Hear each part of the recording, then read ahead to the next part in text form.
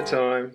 You put the oil in the fry pan to make yourself a tasty treat. You get your ideas from the Jase man to make your meal complete. And then you cooking.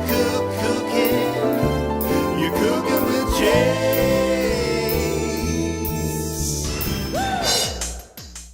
Hey foodies, welcome to the very first edition of Cookin with Jase.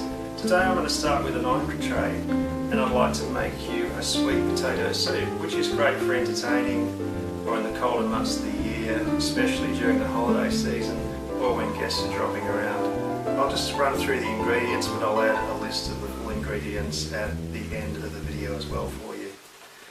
For starters, we need around half a kilo of sweet potato. It's classed as Cookin, I think, to our Kiwi friends, but in other parts of the world, just Google sweet potato if you're not sure exactly what it is.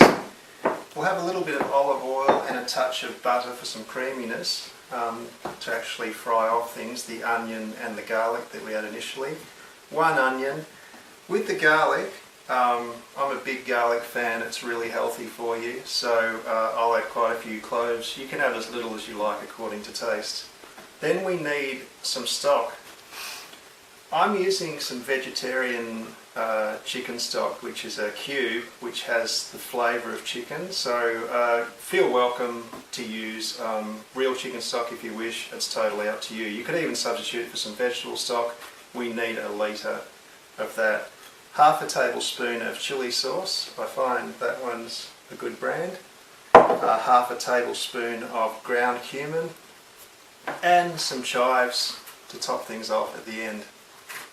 But now I'm going to actually show you a great tip how to chop an onion, which will give you a really uniform, even chop, instead of having to resort to going to a food processor. Back again, guys. The one ingredient I missed in the initial list was peanut butter, which goes in at the end. We're looking for about 3/4 of a cup of the crunchy variety. Once again, organic if you can manage it. Okay, now onion chopping time. Now a good tip, if you're one of those people who actually cries whenever they cut up an onion, keep it in the freezer for about just a couple of minutes, 5 minutes or so. You'll find it doesn't actually, you don't get the tears, which is a great thing. I also find I try to keep things as organic as possible with my vegetables and everything that I buy. So organic onions don't seem to have that tear factor that conventional onions seem to have. Okay, now I'll just show you the chopping technique, which is really handy, which you can use in all your recipes. Always keep the hairy, the tail end on, and we just want to chop the top off the onion like that. Then we're left with that. We will then, keeping the core intact again, cut it down the middle, and from that point we will peel our onion accordingly. Now that we have our two halves, keeping once again the core to the outside, chop vertically the onion into slices like that. We'll do the same with the other one. Then just do a half turn and do a horizontal cut. The lowest part first. We're wanting to do 3 cuts within horizontally. So one there, the second, and one on top. Feel free to just do 2 if you're a bit unsure with knives, or but just do it carefully so you don't cut your fingers. So once we've done the horizontal cuts, we will then come back and we chop down.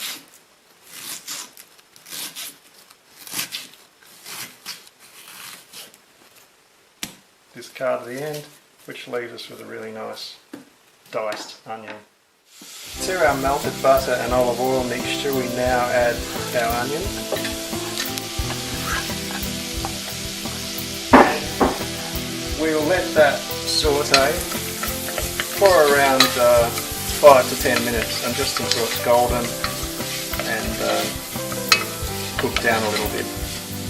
Okay, now that our onion has browned, we will add our cumin.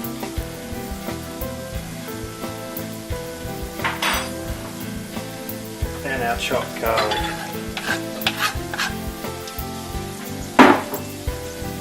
Give that a stir to release the flavours.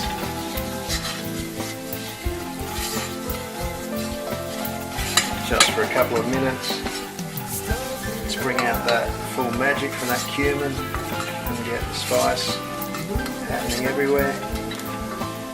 And then from that point we will add our sweet potato.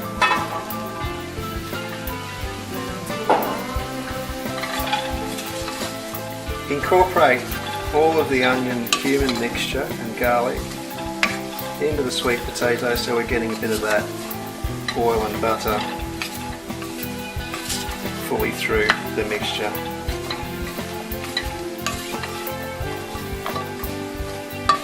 From this point, we just want to allow that to simmer for about 10 minutes. You can cover it with a lid if you wish. Keep a check on it, stir it occasionally so nothing is sticking.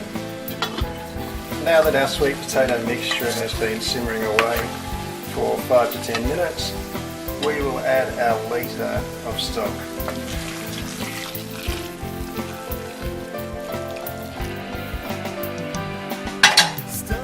Bring that back to the boil and then we'll add our final couple of ingredients. Now that's just boiled, I've reduced that to a simmer and we will cover it and allow that to cook for about 10 minutes. Via the magic of video, that has now been simmering for 10 minutes. So I'll just give that a quick little stir. And we will add the final couple of ingredients, which is the peanut butter. Boom, shallot, get in the pot.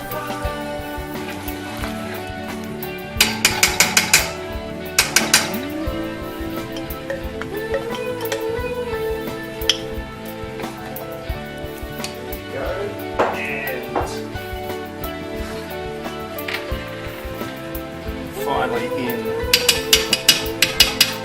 with our about half a tablespoon roughly of sweet chili sauce.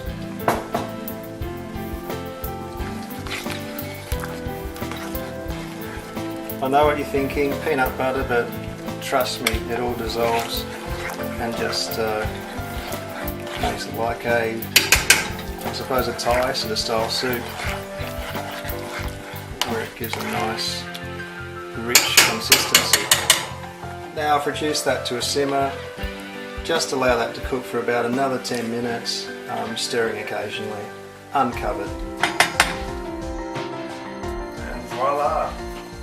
I've got some organic potato and rosemary sourdough bread, which I've toasted. You can not toast it if you choose to.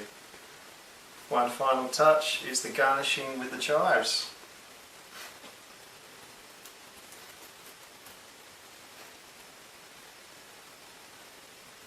And there you go.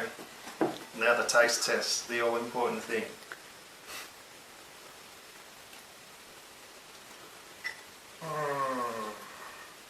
In the words of Robin Thicke, you know you want it. Please don't forget to like my YouTube channel and my Facebook page, which I'll provide the links for. Until next time, keep it hot and tasty for me, you hear? You put the oil in the fry pan to make yourself a tasty treat. You get your ideas from the Jase man to make your